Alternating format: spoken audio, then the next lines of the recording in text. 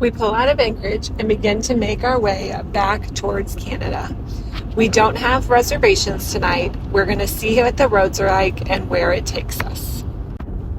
As we head out of Alaska, we get to watch a few of the fabulous views go by, and we even pass the place where we went hiking on the glacier the day before. So we were able to point it out to JC so he could see where we were.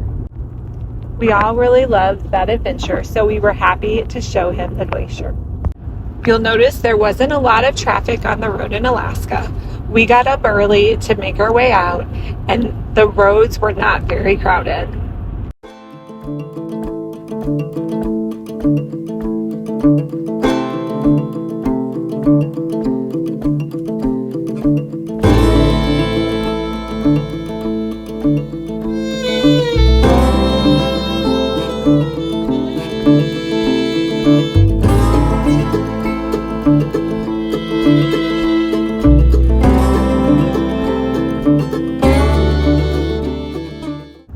We made it back to the border and we made our way back into Canada. The border crossing was very easy. We said goodbye to Alaska with many great memories and a lot of fun. When we crossed the Border Patrol asked us how long we planned to spend in Canada, and we planned to spend 9 days. While we're there, we want to check out Jasper and Banff National Parks on our way home.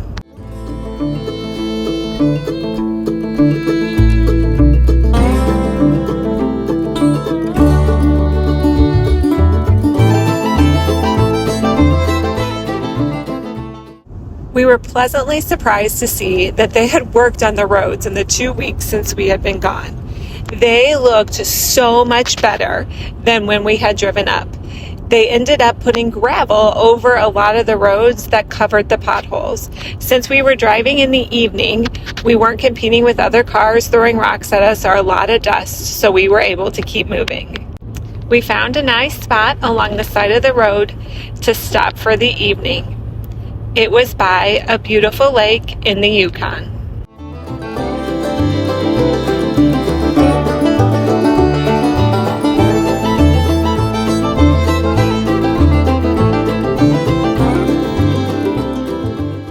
We usually don't like driving at dark, but we were able to drive quite a bit further than usual because it doesn't get dark till so late there. You'll notice here 12:21 and it's still light out. The sun is just now setting, but it never gets completely dark out during this time of the year. The next morning, we got up to continue our way south into Canada, and you'll notice the roads are so much better. We have gotten through the hard part of the road, and they weren't even that bad this time.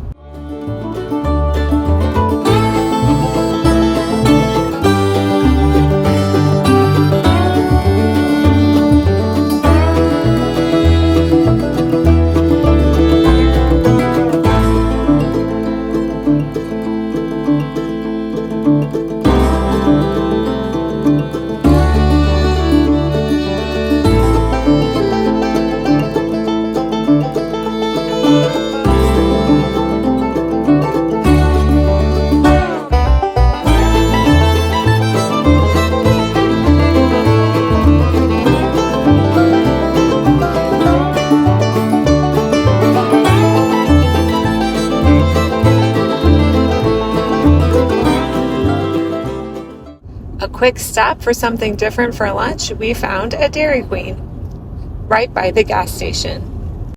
You'll notice it was a beautiful day. The sun was shining and we were able to continue our drive.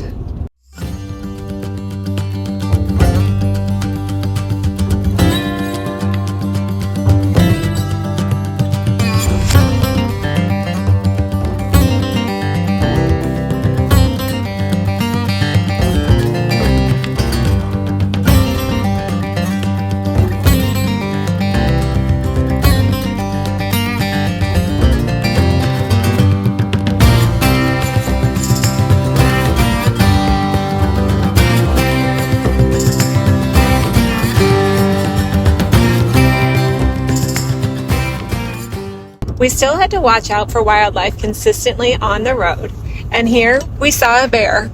Several kilometers down the road, we saw a few more animals.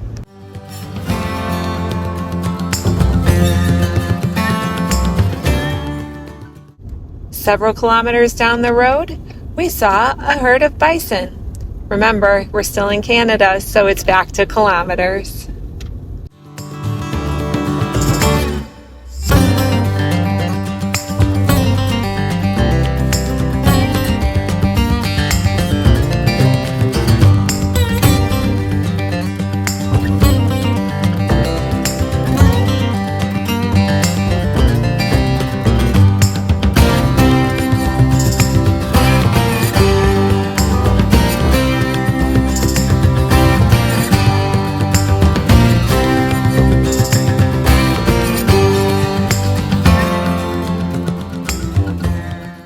We had just stopped for gas and continued on our way.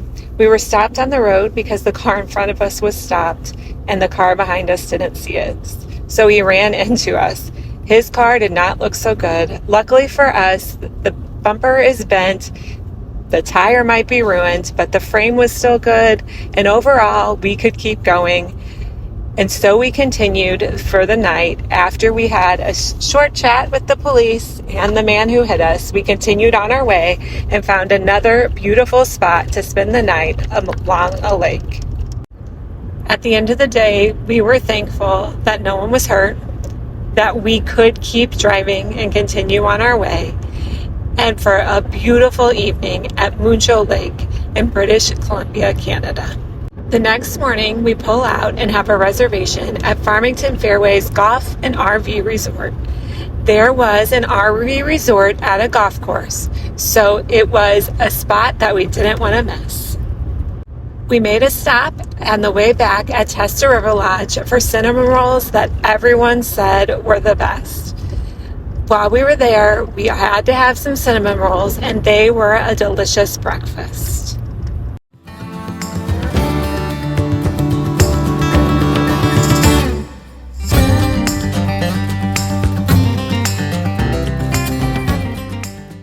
Again, you'll notice the road is pretty desolate.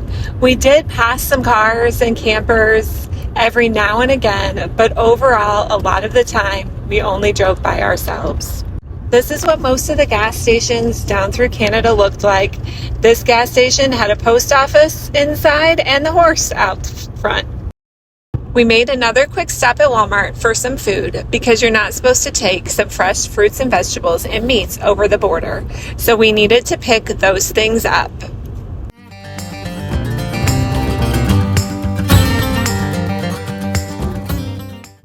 We saw these vibrant yellow fields, and upon further investigation, realized that they were canola fields. Next up, we arrive at our destination for the night, the RV park in the golf course. We set up, eat a quick little dinner, and the boys head over to play some golf.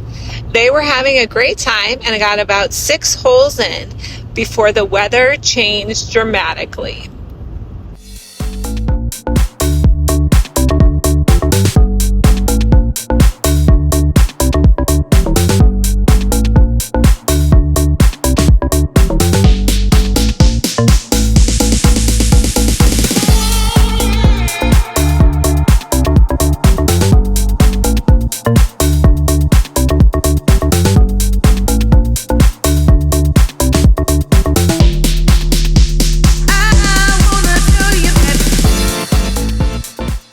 They were able to play as the sun looked like it was setting. The next thing you knew, it started lightning and the winds came in and it started pouring. By the time they ran back to the clubhouse to turn in their rented clubs and then back to the camper, everyone was drenched. The power even went out during the storm. The next morning was sunny, the power was back on, and we pulled out with an ultimate destination for the day to Jasper National Park in Canada.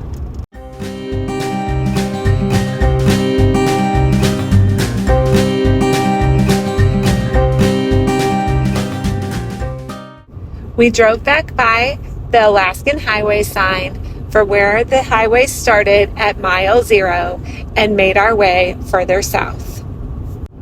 We saw quite a few more canola fields, and the seeds are used for canola oil.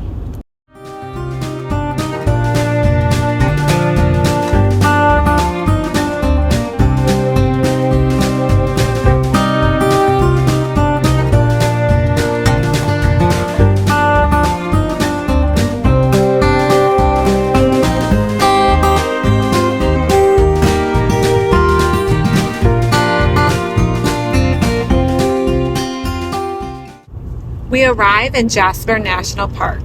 As part of a temporary government tourism and unity initiative called the Canada Strong Pass, the national parks in Canada are currently free. Thank you, Canada!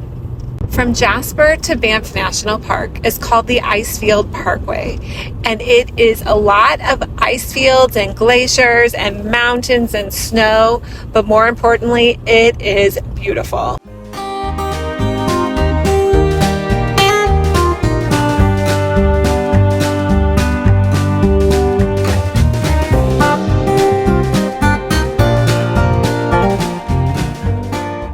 As we pull into Whistler Campground in Jasper National Park, there are elk everywhere throughout the campground. It was fun to watch them as you drove by and from the campground window. Here we are pulling into our spot. It was a spot with mountains on both sides. It was an awesome campground. We had a little time that evening, so we decided to head into the town of Jasper and take a little walk around. What we noticed is that it's a little bit smaller than the town of Banff.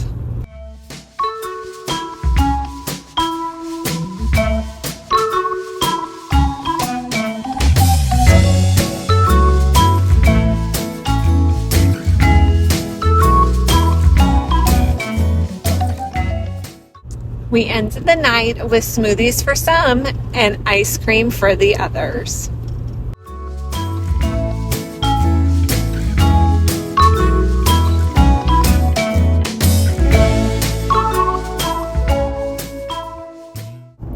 For our first morning in Jasper, we had tickets to ride the Sky Tram.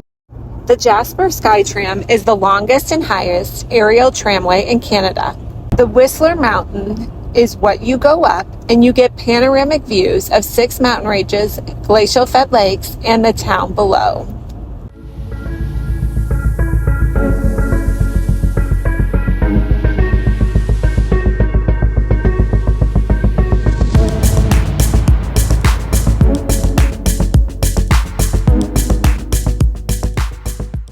There were only 3 seats in the tram, so basically everyone had to stand on the way up.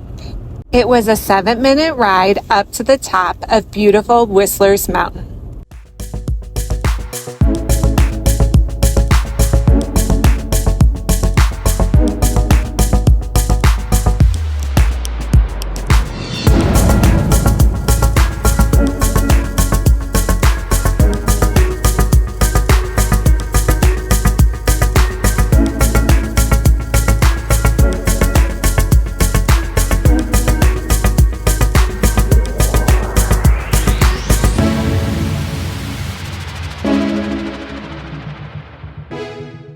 Once off the tram, you can hike to the summit. The level of difficulty is described as steep, but highly rewarding. It was approximately a 1-mile trek with an elevation gain of 656 feet.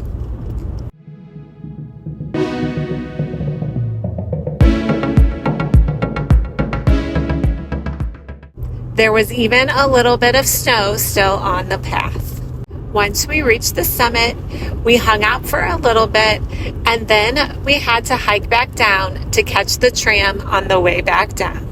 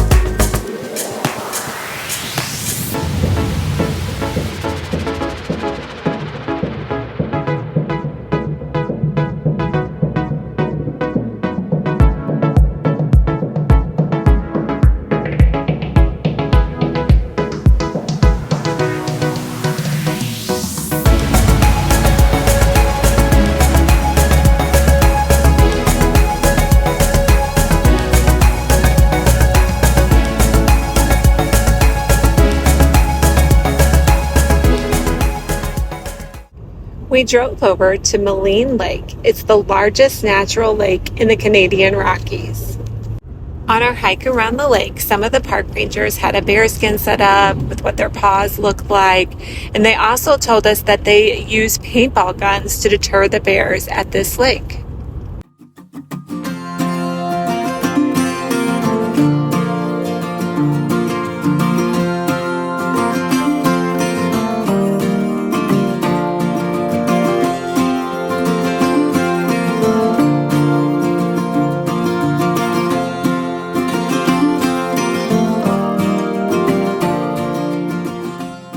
After we finished that hike, we started hiking over to Moose Lake.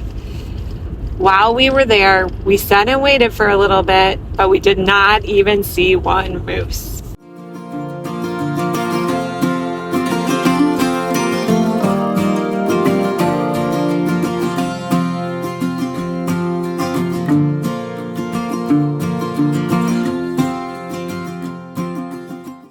Although after Moose Lake, while we were in the car, we did get to see a moose on the side of the road.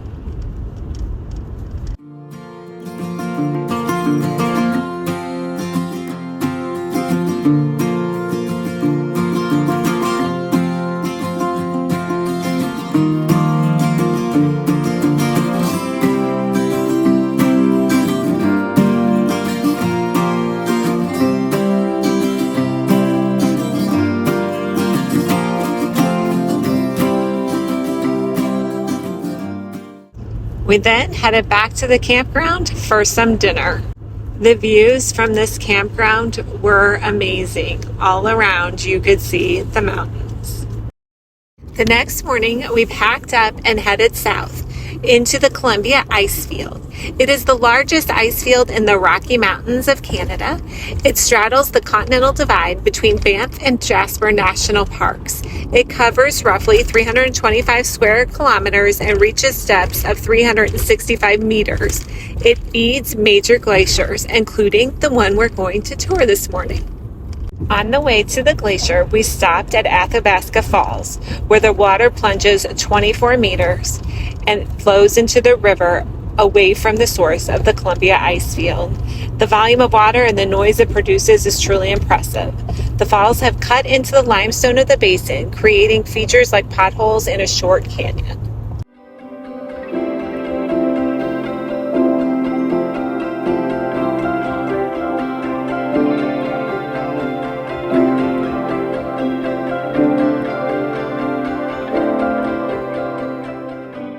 We were able to see several more bear along our journey.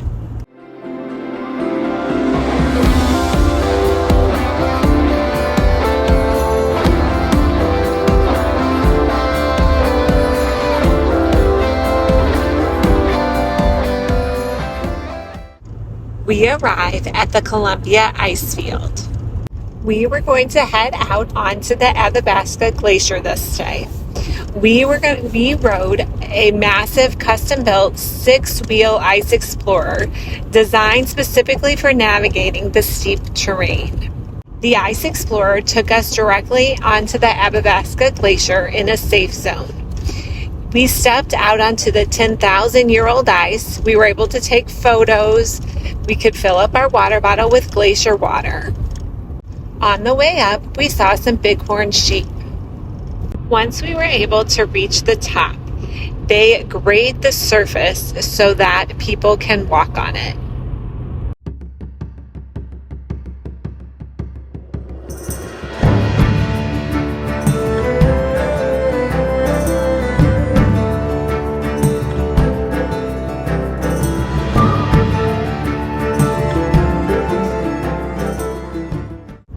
Even though this wasn't exploring the glacier as much as we did the last time we were on a glacier, we were glad that JC was able to experience this with us and step out onto the glacier for himself.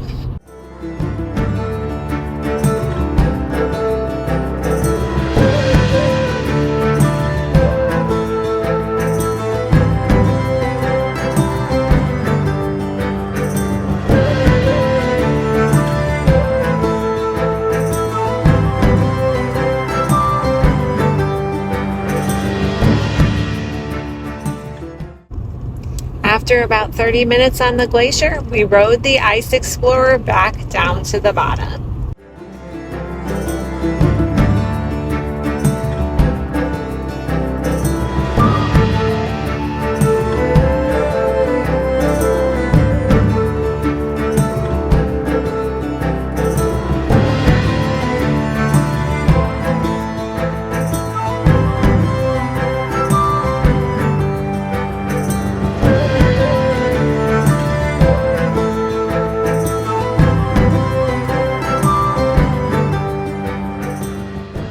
Next, we boarded a bus that took us to the Columbia Icefield Skywalk. It is a cliff-edge glass floor observation platform suspended 918 feet above the valley.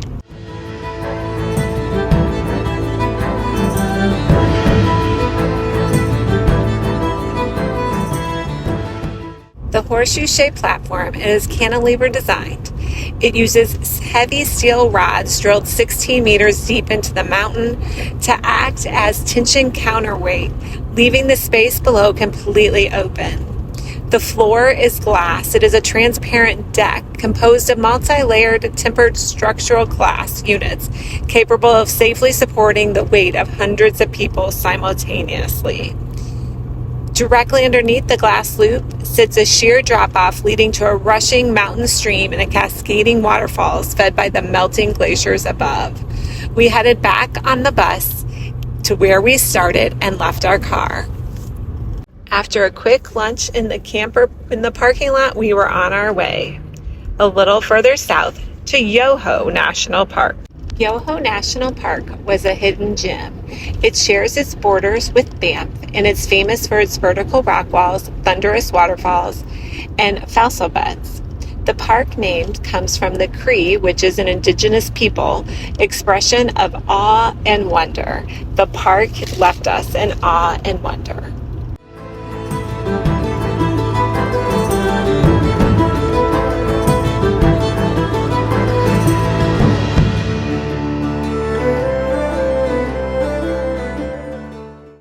Our camping spot at Yoho was a little tight. We had to do a little maneuvering to get in there. After we got settled in, we headed up to see the Takakaw Falls, which was close to the campground. It had some tight curves to get up to the falls.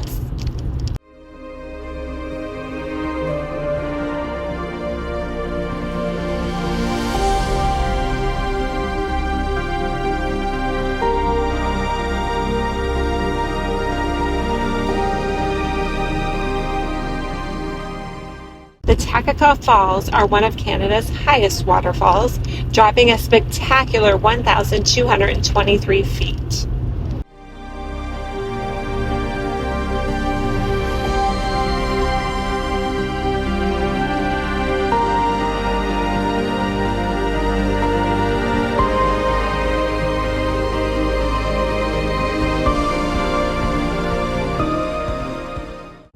Next, we headed over to Emerald Lake. Since we went later in the evening, there weren't as many people as there are during the day. Emerald Lake is the park's largest lake, renowned for its intense color. It had approximately a 3.2-mile walking trail that walked around the perimeter of the lake. It was a beautiful flat hike, and we got to see the great views of the lake.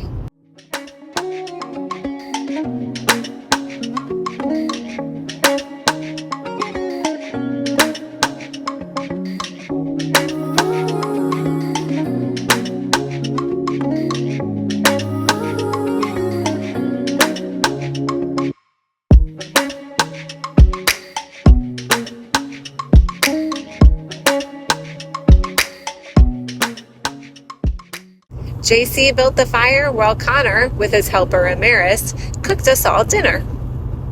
It was a nice, relaxing evening and a beautiful campsite.